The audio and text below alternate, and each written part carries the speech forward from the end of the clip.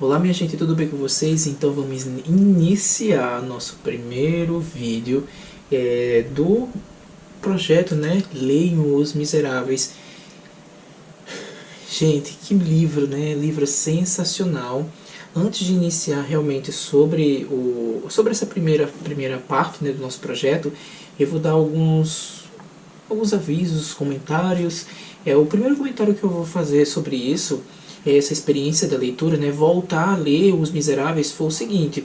Vocês lembram que eu falei para vocês lá no vídeo mesmo de introdução que eu tentei ler esse livro 5 vezes e não rolava. Não passava da página 200, achava a leitura muito arrastada, mas como eu até falei lá no Instagram, se vocês não me seguem no Instagram, sigam, porque sempre eu estou postando coisas lá.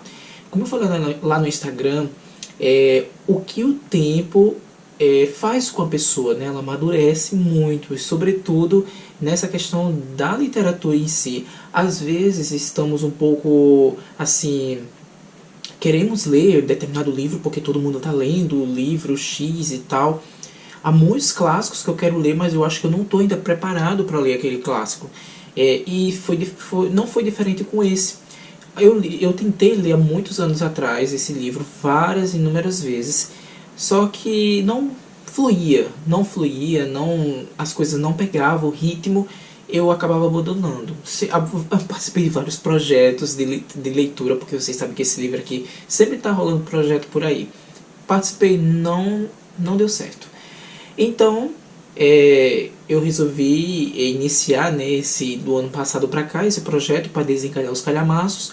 Li o Guerra e Paz, li o Conde de Monte Cristo. Aí eu senti que acho que agora vai fluir bem esse romance. E, gente, pela grata surpresa, está sendo assim maravilhoso. Eu estou achando uma leitura muito agradável. Não é uma leitura difícil, como eu tinha presenciado antigamente, mas como eu disse, eu acho que eu não estava preparado para esta leitura. Agora sim me sinto entendendo as coisas estão mais fluidas. Eu confesso, sendo muito realista e honesto com vocês, que os 2 primeiros capítulos do primeiro livro, eles são bem arrastados. De fato, são bem arrastados, eu achei bem arrastada a leitura. Mas depois disso, eu peguei um ritmo tão grande, e assim, eu me apaixonei absurdamente. Muito mesmo. Mas pelo fato da forma que o Victor Hugo constrói cada personagem, e a forma que ele colocou, né, cada situação. Às vezes ele se torna um pouco prolixo, um pouco descritivo demais. Logo nesses primeiros capítulos eu achei muito repetitivo as coisas, estava meio que... Ele falava tudo, mas depois repetia tudo novamente, com outras palavras, claro, mas de certa forma assim, só foi esses 2 capítulos iniciais, mas depois o livro continuou assim, maravilhoso, sobretudo agora, né, no segundo livro, que é essa história do Jean Valjean. Mas enfim, vamos lá iniciar sobre esse maravilhoso livro. Outra coisa, aqui embaixo nos comentários, vocês que leram, eu quero, ou então os que já leram e não estão participando do projeto, mas quiser comentar, comentem sobre tudo que vocês acharam dessa primeira parte. Não falem das outras, tá? Não queremos spoiler. Vamos só nos atentar, vamos só nos debruçar nessa primeira parte. Então comentem aqui embaixo, eu vou responder todos e vamos fazer essa discussão, tá bom? Então é isso. Mas enfim, vamos iniciar essa coisa maravilhosa. Vocês viram que eu marquei muita coisa aqui. Até encapei o livro porque com medo de amarrotar. Mas é isso, gente. Começamos aqui o Victor Hugo começou aqui com essa história desse bispo, né? Desse Dom Bienvenu. Gente, muito interessante. A história dele é algo muito marcante, porque ele não pertencia a priori, né, ali ao clero, à igreja em si. Foi depois veio a Revolução, ele perdeu sua família, perdeu seus negócios, perdeu tudo. E foi, se eu não estou enganado, ele foi para a Itália, não é? Ele foi para a Itália e lá ele foi e se candidatou e depois fez todo aquele processo para que chegasse onde ele chegou, a ser esse bispo tão probo, tão honesto, tão diferente de todos, né? E aqui a gente percebe que é uma crítica absurda sobre também aqueles clérigos ali que ocorre, que teve ali naquela época e que tem também hoje, que são algo que eles pensam não só na questão mesmo humana, que é de fato o Dom Bevigny, o bispo, ele pensa nessa parte humana, em ajudar os pobres, os miseráveis, os oprimidos, mas também ele faz essa crítica, né? O livro ele faz essa crítica, o Victor Hugo, nessa crítica desses clérigos, desses padres que também pensam no luxo. E aqui é totalmente o contrário. A gente já presencia aqui nos primeiros capítulos que o bispo ele faz o que? Ele faz uma lista do dinheiro que ele recebe, né, da igreja lá. É uma espécie de salário, de uma ajuda. Ele divide todinho. Uma parte muito pequena é para ele sobreviver juntamente com a irmã dele, né, Baptistine, e a McGlory, que é uma espécie de ajudante. Então ele destina uma quantidade muito baixa, só que seja para suprir ali as necessidades básicas, como por exemplo a alimentação, porque nem a vestimenta ele compra, né, que como a gente presenciou aqui várias partes, que o bispo ele usa roupas muito surradas, porque de fato ele não tinha dinheiro para comprar. Mas aí ele reverte tudo isso para a sociedade, para ajudar todos os pobres. Inclusive, como a gente vê, ele pede aos ricos dinheiro, quando está acabando ali, pede dinheiro aos ricos, para que esse projeto que ele faz, essa ação, ajude toda essa situação. E aqui é bem interessante, sabe o que eu percebi? Eu não sei se vocês leram logo esse texto introdutório, mas o texto introdutório é bem interessante e de fato ele não, geralmente essas edições da Penguin traz muito spoiler, né? Mas não, tem uma introdução aqui bem legal, feita por apresentação de Renato Giannini, bem legal, que ele conta um pouco a parte histórica naquela época. E uma coisa bem interessante que eu vi a respeito disso é que os próprios generais, como podemos dizer, os governantes daquela época, os reis, aqueles Luís XV, Luís XVI, XVII, XVIII, eles não estavam nem aí para os miseráveis ali, né? Para a população pobre, para a miséria que circundava a França, a Paris ali tudo. Ele não estava nem aí, ele inclusive ele fazia vista grossa. Aliás, ele sabia, né, que existia todo aquela pobreza ali, as pessoas passando por dificuldades e tudo, inclusive muitos revoltados porque via essa disparidade e toda essa coisa totalmente desigual, umas partes muito ricas, inclusive essa sociedade toda, e outras muito pobres, inclusive trabalhar lá com o próprio, alguns trabalham inclusive com os próprios grandes ali, né, que de fato aquelas grandes fortunas ali que circundam aquela sociedade traziam um pouco de trabalho para essas pobres pessoas, e muitos não sabiam, né, mas enfim, toda a situação econômica ali, social que circunda a Europa naquele período. E é isso que o Victor Hugo quis trazer logo de cara aqui pra gente. Trazer esse panorama geral dos oprimidos, dos necessitados, dos pobres, dos miseráveis ali naquele período que era um pouco conturbado, porque a distribuição de renda ali era bem diferente de tudo, doenças ali se alastrando também, não tinha nada que favorecesse a população em si. Outra coisa bem importante nesse período era a questão também que muitos, eu se eu não estou enganado, acho que foi o Luís XVIII ou foi o Luís XVII, ele abriu as portas lá do Palácio de Versalhes, eu acho que foi do Palácio de Versalhes, que ele abriu acho que nos domingos ou nos fins de semana, algo do tipo, para que a população passeasse naquele cenário todo ali na casa dele, né? Mas aí o que elas queriam? Também status. Muitos viviam também de status. Elas queriam ver o rei, ou ver ele tomando café, ver ele de alguma forma, porque ali a riqueza ela é algo muito bonita, né? Algo bonito de se ver. É algo que foge ali da realidade de muitos. Mas vamos voltar aqui para o bispo. O bispo é um cara muito correto, ele é um homem que eu fiquei muito admirado com a qualidade e o coração que esse homem tem, né, de ajudar as pessoas, de não ter medo. Ele é um cara muito destemido, que até a própria irmã dele tem, não sei se vocês lembram, mas tem uma carta aqui que a irmã dele escreve, né, sobre ele, sobre a situação toda que ocorre lá, na vida deles três, que ele inclusive deixa a casa, não tem ferrolhos, a casa é aberta de manhã, de noite, e quem quiser entrar, entra, tá livre ali para entrar.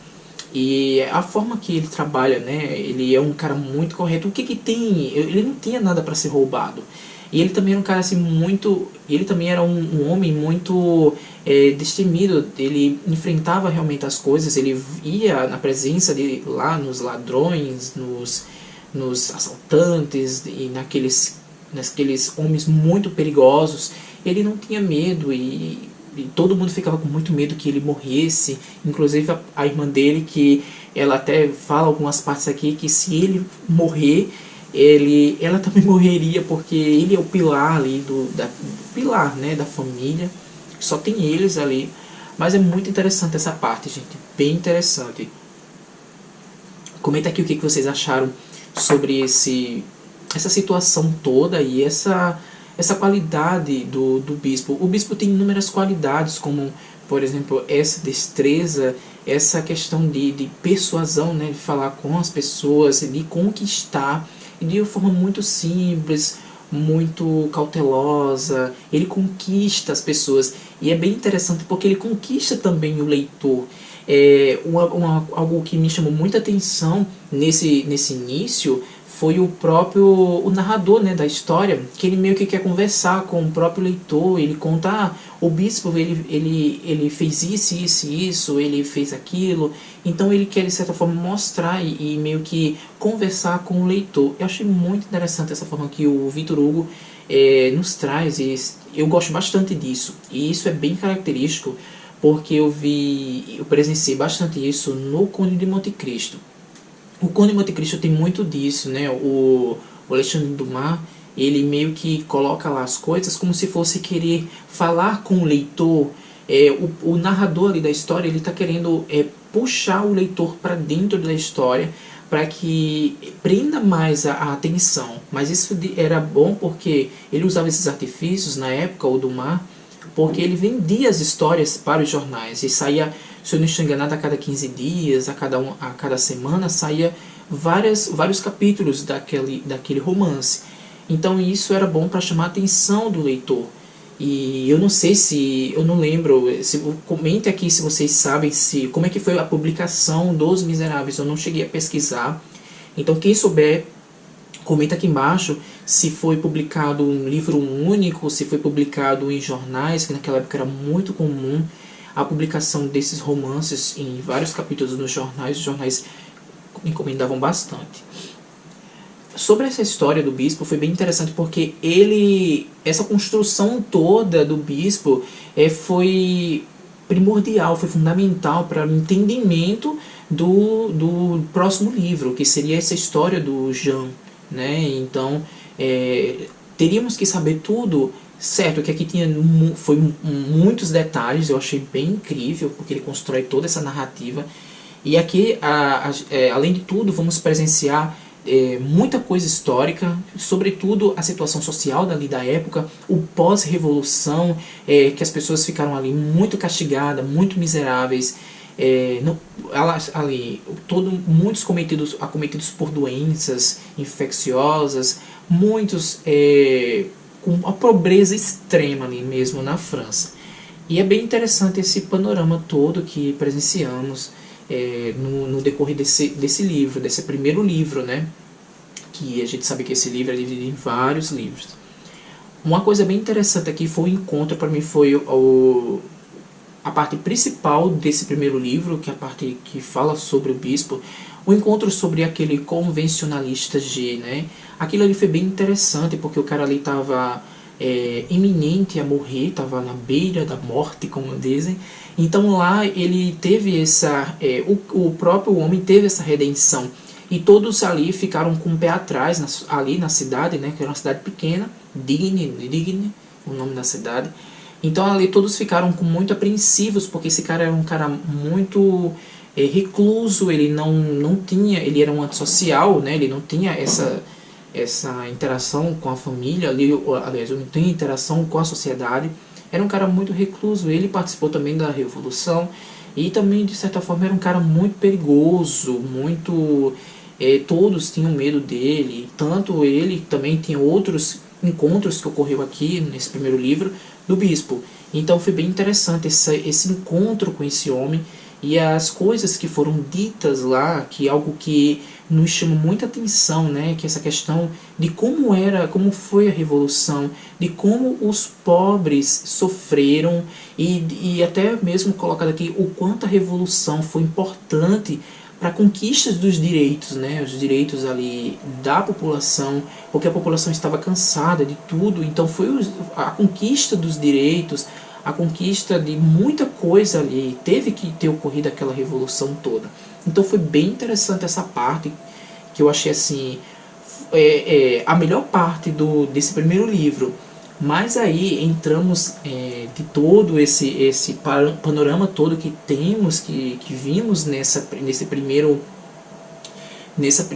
livro, sobre o bispo, sobre as qualidades dele, sobre o quanto esse homem é um homem probo, ele é muito digno do seu trabalho, todos admiram ele pensam só mesmo em ajudar, é tanto que ele fala que muitos outros bispos eles querem muito luxo, pensa muito no dinheiro, e ele faz essa crítica, né, que eu acho que o bispo seria o bispo, ou o padre mesmo, um padre real, que tem esse foco com causas sociais e que ajuda as outras pessoas, ele devia ser pobre, ele devia sentir a pobreza. Não adianta, ele queria ajudar os pobres e não ser pobre, não sentir a pobreza, não sentir a dor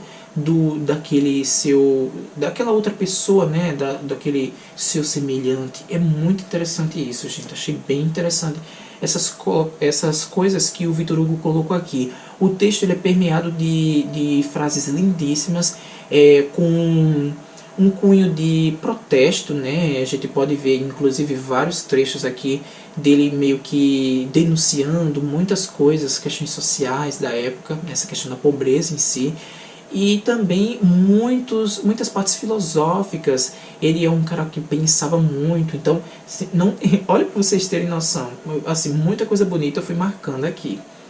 Já no segundo livro, a gente tem uma escrita mais envolvente, eu achei, algo mais solto, mais voraz, assim, uma escrita mais deliciosa, um texto até mais que ganha um pouco mais de velocidade na leitura. Eu até li mais rápido, porque chega a história aí do Jean Valjean, né, que é o famoso Jean Valjean.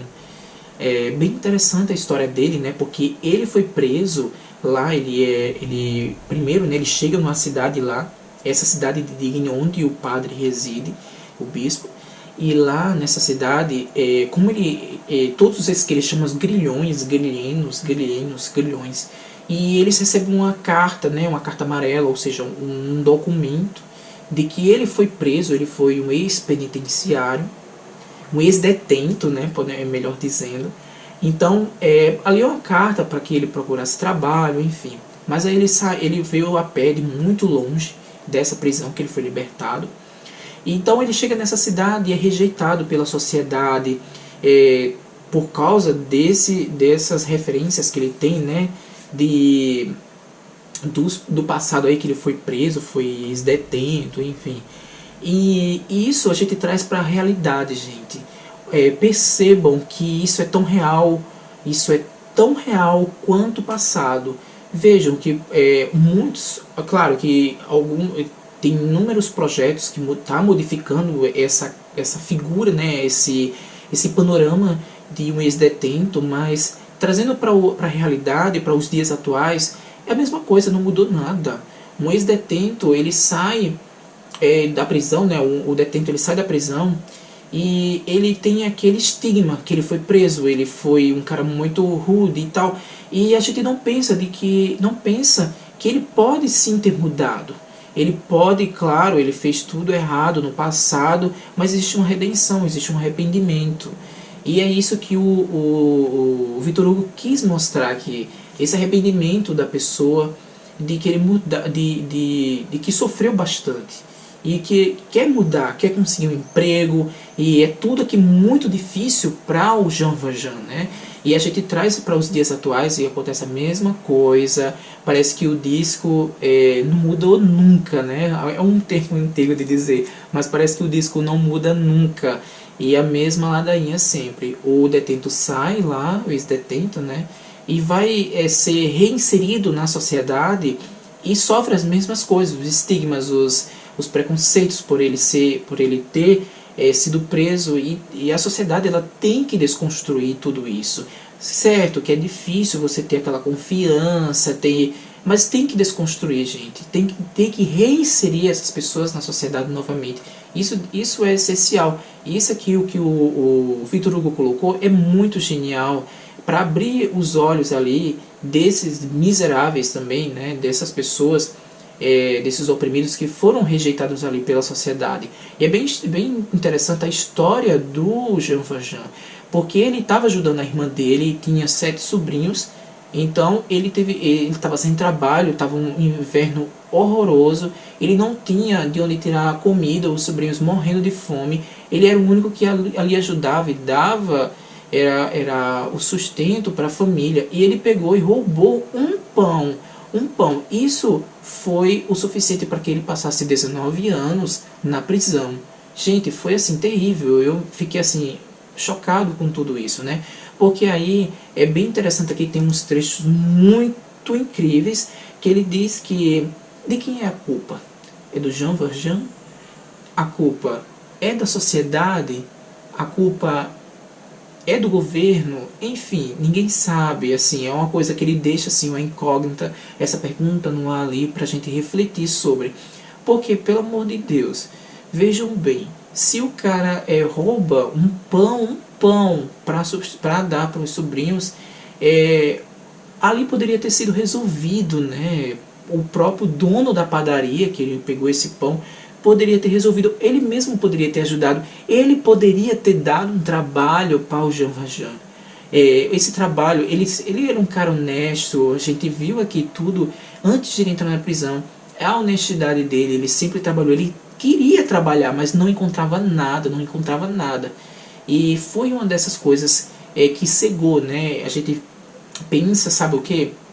Eu já vi isso em vários noticiários, que um pai roubou roubou, inclusive tem noticiários sobre isso, que o pai roubou um pão, roubou um saco de bolacha, roubou um alimento para dar para os filhos. Imagina aí, você tem um filho, se você não tem um tostão no bolso, seu filho tá lá morrendo de fome, você não sabe de onde tirar, e sabe, bate o desespero. Eu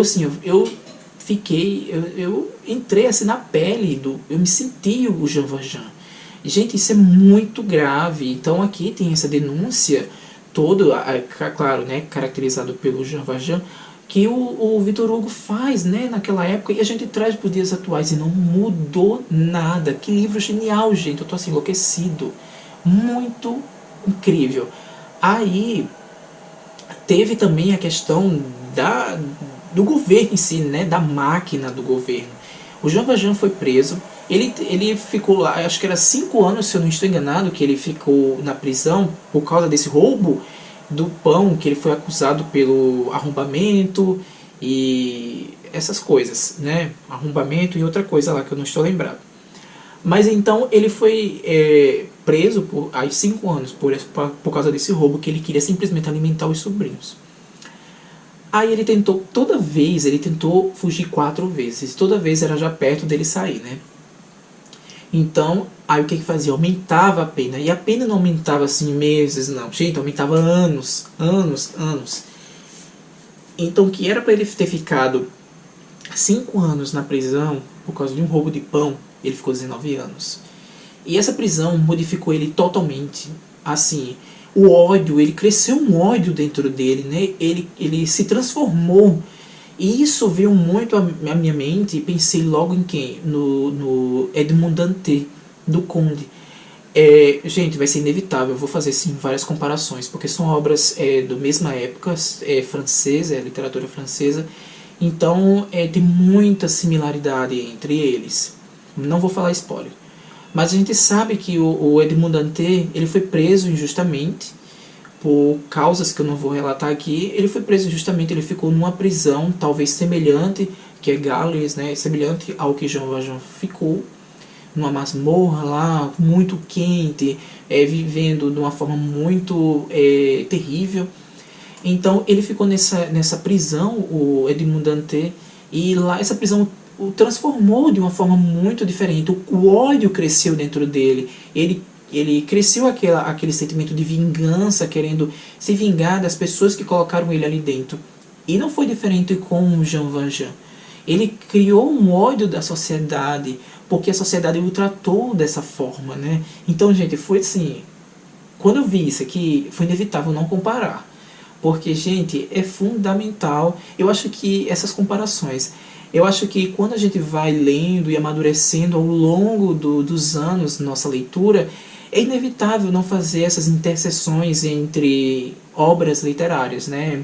Sobretudo quando é literatura francesa escrita na mesma época, como esse e o Conde de Monte Cristo. Então teve isso, né? A prisão modificou bastante o Jean Valjean. E é bem interessante essa modificação, essa mudança nele, porque ele começou a enxergar a sociedade de uma forma diferente. Quando ele saiu, e ainda ele tinha essa percepção de que ainda estava preso, porque ele não tinha liberdade, ele não conseguiria fazer as coisas, porque ele tinha aquela maldita carta amarela que manchava ali a honra dele, que dizia que ele era um ex-presidiário. Então, ele continuava preso, ele não teria liberdade. Isso é muito incrível. Aí teve ninguém queria lá, né, ajudar ele, porque ele queria dormir e comer. Então, ele bateu na porta do bispo, né, e lá no bispo, simplesmente ele acolheu. Como a gente sabe, o bispo é um cara muito correto, ele tem um coração enorme, então ele não viu problema nenhum. As meninas ficaram com medo. Mas aí ele acolheu, ele deu de comer, ele ofereceu também uma cama para ele, tudo digno ali de uma pessoa que estava precisando. Por que ele não ajudar? Ele era padre, era uma das funções dele, né, ajudar. Então ele ajudou o Jean Valjean.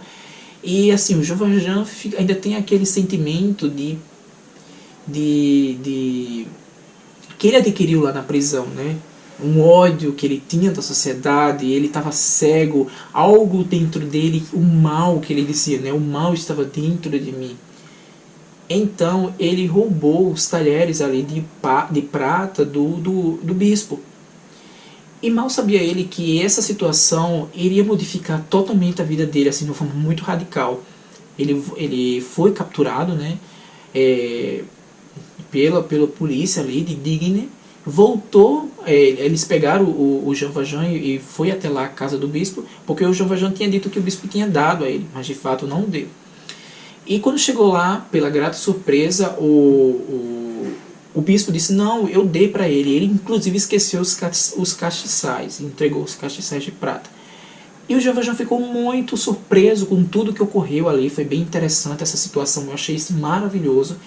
E ele não tinha notado, ele ficou trêmulo, ficou em êxtase, pensando o quanto aquele homem é digno de tudo, o quanto aquele homem ele é correto. Ele não esperava nunca essa situação. Ele pensou na hora que seria preso, já jogado de novo lá na prisão lá de Toulon. E, gente, foi assim, foi incrível isso, foi emocionante, inevitável você não se emocionar com uma situação dessa, né? Então terminou tudo isso, o Jean Valjean foi embora, e para culminar tudo isso, Ele encontra o menino, né, Gervais, no meio do caminho e rouba. Ele rouba umas moedas desse menino. E o menino chora, vai embora. E depois ele cai na real de que ele cometeu de novo esse deslize.